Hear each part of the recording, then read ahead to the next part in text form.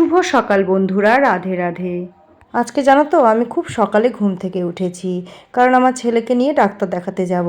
তাই সকালে ঘুম থেকে উঠে আমি সব কাজকর্ম করে স্নান করে পুজো করে চলে এলাম রান্নাঘরে।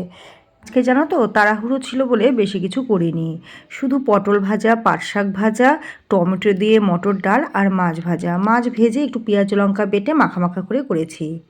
এরকমভাবে মাছ ভাজা করলে জানো তো আমার ভীষণই ভালো লাগে। এরপরে চলে এলাম আমি ছাদ বাগানে।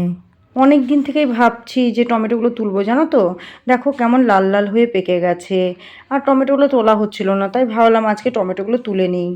এবছর ছাদে জানো তো অনেক নতুন নতুন গাছ লাগানো হয়েছে, কিন্তু তোমাদের সঙ্গে সেটা শেয়ার করা হয়নি। এর পরের ভিডিওতে তোমাদের সঙ্গে শেয়ার করব। টমেটোগুলো যখন গাছে ছিল তখন জানো তো বোঝাই যায়নি যে এতগুলো টমেটো হয়েছে, কিন্তু তোলার পরে দেখো বোঝা যাচ্ছে যে সত্যি অনেকগুলো টমেটোই হয়েছে, থালাটা একদম ভরে গেল। আর জানো তো কাঁচা লঙ্কাগুলো দেখে ভীষণই লোভ লাগছিল, তাই কয়েকটা টাটকা টাটকা কাঁচা লঙ্কা গাছ থেকে তুলে নিলাম পটল ভাজা দিয়ে খাওয়ার জন্য। এরপরে চলে এলাম ছেলেকে নিয়ে হাসপাতালে ডাক্তার দেখাতে। আজকে জানো তো ডাক্তারের এখানে খুব একটা ভিড় নেই, তাড়াতাড়ি হয়ে গেল, কিন্তু ওষুধের কাউন্টারে দেখো বিশাল বড় লম্বা লাইন। লম্বা লাইনে দাঁড়িয়েই আমরা ওষুধ নিয়ে অবশেষে বাড়ি ফিরে এলাম।